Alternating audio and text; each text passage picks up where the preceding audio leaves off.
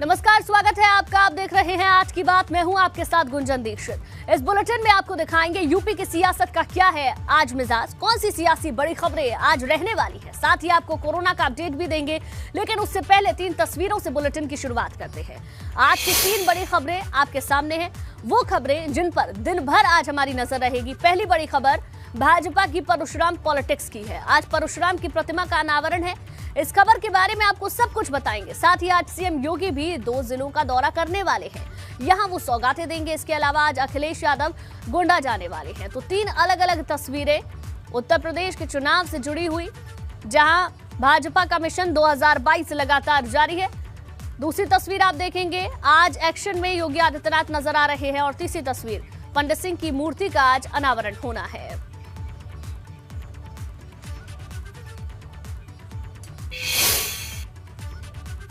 UP की रणभूमि में अब राम कृष्ण के साथ ही परशुराम पॉलिटिक्स भी जारी है। आज लखनऊ में भाजपा की तरफ से परशुराम जी की प्रतिमा का अनावरण कार्यक्रम रखा गया है। दरअसल लखनऊ में कृष्णानगर के सहसावीर मंदिर में ये प्रतिमा लगी है और इसके अनावरण कार्यक्रम में डिप्टी सीएम दिनेश शर्मा, राज्यसभा सदस्य शिव प्रताप शुक्ला और भाजपा सांसद रीता बहुगुणा जोशी भी शामिल होंगे। आपको ये भी जानकारी देते चलें कि कुछ वक्त पहले अखिलेश यादव ने भी परशुराम मंदिर में दर्शन किए थे और 108 फीट ऊंची परशुराम की मूर्ति लगाने की तैयारी भी की है। अब ऐसे में जब चुनाव नजदीक होते हैं तो रामकृष्ण की तो बात हम अक्सर सुनते आए हैं, परशुराम पॉलिटिक्स भी यहाँ पर शुरू हो गई है।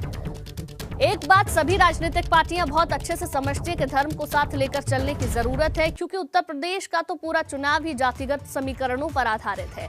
ऐसे में ब्राह्मण वोट को साधने की कोशिश, हिंदू वोट को साधने की कोशिश लगातार सभी राजनीतिक पार्टियां करती हैं। इसलिए अलग अलग मौकों पर पहुंचकर कभी राम की, कृष्ण की, तो अब परशुराम की पूजा करते हुए नजर आ रहे हैं। अब 2 तस्वीरें आप अपनी टेलीविजन स्क्रीन पर देख रहे हैं।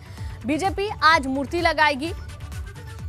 पहली तस्वीर में आप देखेंगे। दूसरी तस्वीर आपको दिखा दें, अखिलेश पहले ही परशुराम की प्रतिमा पर पूजा अर्चना कर चुके हैं। 2 जनवरी को यहां पर मूर्ति लगाई गई थी, लखनऊ में अनावरण हुआ था। तो चाहे बात सपा की हो या भाजपा की हो, दोनों ही राजनीतिक पार्टी कोई कोर कसर छोड़ना नहीं चाहती है।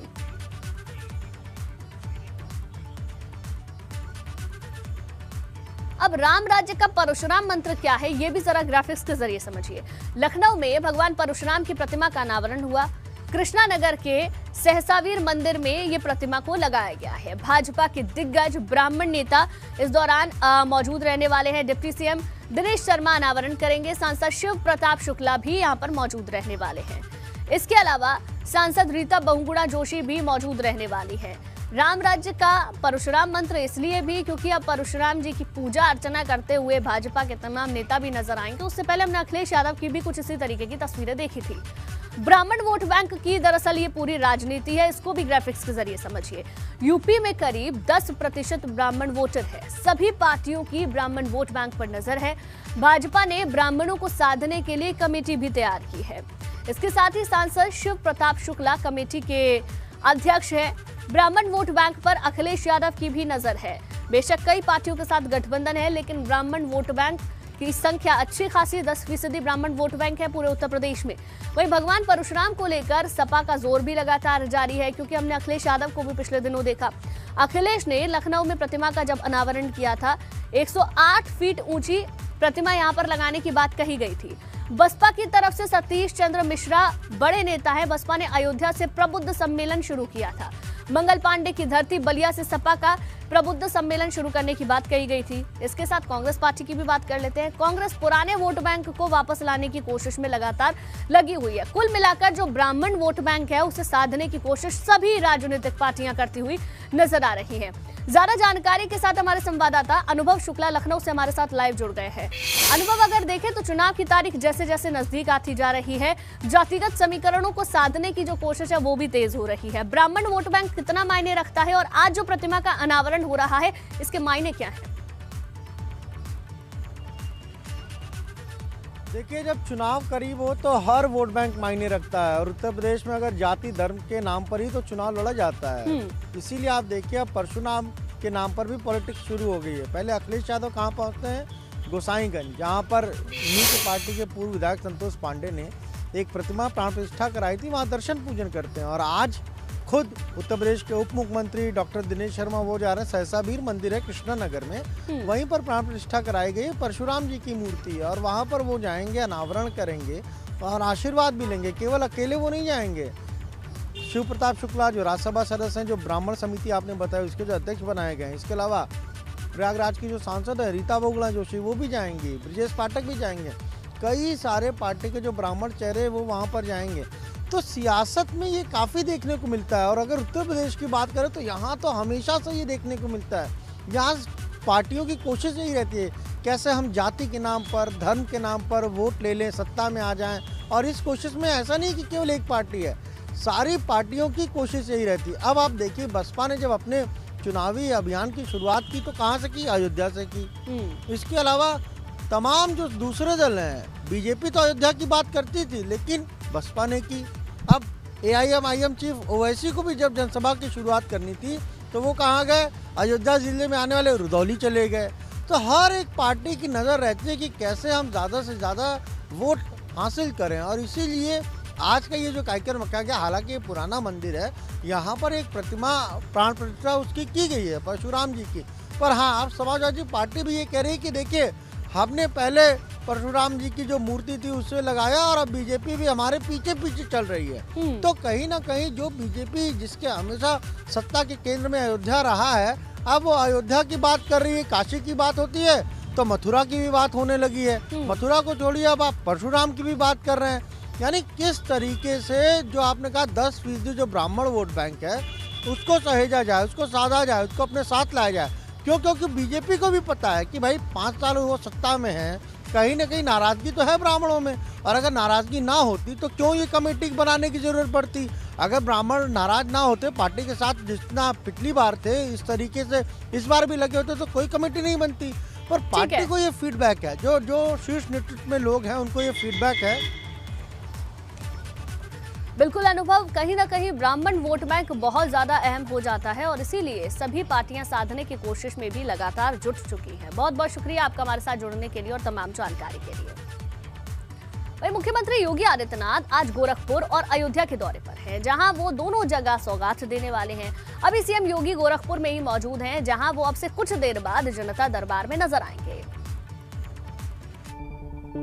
तो आपको बता दें, आज सीएम योगी आदित्यनाथ गोरखपुर में महंत अवैद्यनाथ जी की प्रतिमा का अनावरण करने के साथ ही कई विकास परियोजनाओं का शिलान्यास और लोकार्पण करेंगे। इसके अलावा टैबलेट स्मार्टफोन वितरण के बाद जनसभा को भी संबोधित करेंगे। गोरखपुर के बाद सीएम योगी आदित्यनाथ अयोध्या पहुंचेंगे, जहां दोपहर करीब 12 बजे टैबलेट स्मार्टफोन वितरण कार्यक्रम है। तो इसके बाद वहां मुख्यमंत्री कोविड प्रबंधन को लेकर अहम बैठक भी करने वाले हैं। तो आपको बता दें, योगी आदित्यनाथ का आज गोरखपुर और अयोध्या का दौरा रहने वाला है। दोनों ही जगह पर योगी आदित्यनाथ कई सौगातें आज जनता को देंगे। गोरखपुर में महंत अवैद्यनाथ से भी मुलाकात करने का कार्यक्रम है योगी आदित्यनाथ का। कई विकास परियोजनाओं की सौगात भी यहां पर देनी है। टैबलेट स्मार्टफोन वितरण कार्यक्रम में भी आज मुख्यमंत्री शामिल होंगे। तो योगी आदित्यनाथ का अयोध्या का दौरा है, लेकिन इसी बीच अयोध्या से खबर भी मिल रही है, जहां पर भूकंप के झटके महसूस हुए हैं। गुरुवार देर रात करीब 12 बजे भूकंप के झटके अयोध्या में महसूस किए गए। रिक्टर पैमाने पर तीव्रता 4.3 मापी गई है। झटके के कारण लोग घरों से बाहर निकल आए। भूकंप की वजह से लोगों में दहशत भी है, क्योंकि रिक्टर स्केल के मुताबिक अगर देखें तो इसकी तीव्रता 4.3 मापी गई है। झटके इतने ज्यादा थे कि लोगों को पता भी चला और लोग अपने घर से बाहर भी निकल आए। तो ये बड़ी खबर आपको बता दें, अयोध्या में भूकंप के झटके महसूस किए गए हैं। गुरुवार देर रात करीब 12 बजे भूकंप के झटके महसूस किए। जब लोगों को इसका एहसास हुआ तो लोग घर से बाहर भी निकल आए। जो इसकी तीव्रता है 4.3 मापी गई है।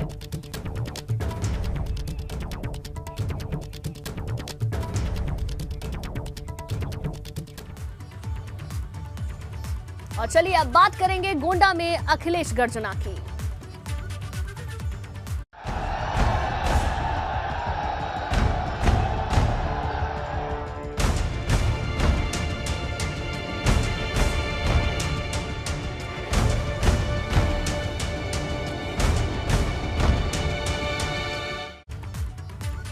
समाजवादी पार्टी अध्यक्ष अखिलेश यादव आज गोंडा जाने वाले हैं, जहां वो पार्टी के दिग्गज नेता और पूर्व मंत्री रहे विनोद कुमार सिंह उर्फ पंडित सिंह की प्रतिमा का अनावरण करेंगे। आज सुबह करीब 11 बजे के बाद अखिलेश यादव गोंडा की पुलिस लाइन पहुंचेंगे, जहां से वो सीधे कार्यक्रम स्थल जाएंगे और मूर्ति के अनावरण के अलावा एक किताब का भी विमोचन करेंगे। आपको बता दें, पिछले साल कोरोना संक्रमण की वजह से पंडित सिंह का निधन हो गया था। विनोद कुमार उर्फ पंडित सिंह की गिनती मुलायम सिंह यादव के काफी करीबी नेताओं में से मानी जाती है। तो गोंडा का दौरा है, अपने आप में खास है। लगातार अखिलेश यादव दौरे कर रहे हैं। पूर्व मंत्री पंडित सिंह की मूर्ति का अनावरण भी यहां पर अखिलेश यादव को करना है। इसके साथ साथ पंडित सिंह के परिवार वालों से भी मुलाकात करेंगे अखिलेश। कोरोना वायरस से पंडित सिंह का निधन हुआ था। 3 बार गोंडा सीट से विधायक रह चुके हैं, बड़े नेता रहे हैं। ऐसे में आज अखिलेश यादव जब गोंडा पहुंचेंगे तो उनके परिवार वालों से भी मुलाकात करेंगे।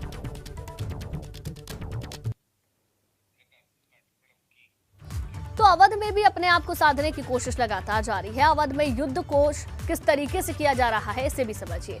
पूर्व मंत्री पंडित सिंह की मूर्ति का आज अनावरण होगा। पंडित सिंह के परिजनों से मुलाकात अखिलेश यादव करने के लिए पहुंचेंगे। कोरोना वायरस से पंडित सिंह का निधन हुआ था। 3 बार गोंडा सीट से पंडित सिंह विधायक रह चुके थे। बाहुबली के तौर पर इनकी एक बड़ी पहचान थी। गोंडा के जो आसपास के क्षेत्र में सपा के सबसे बड़े नेता ये माने जाते थे। ऐसे में जब उनका निधन हो गया है, उनके परिवार वालों से मुलाकात करने के लिए अखिलेश यादव पहुंचेंगे। इससे पहले कल अखिलेश की मुलाकात जयंत चौधरी से हुई। दोनों के बीच जनेश्वर मिश्रा ट्रस्ट में लंबी मुलाकात चली, करीब 2.5 घंटे की मुलाकात रही। जयंत चौधरी ने कहा कि जल्द ही इसकी घोषणा करेंगे।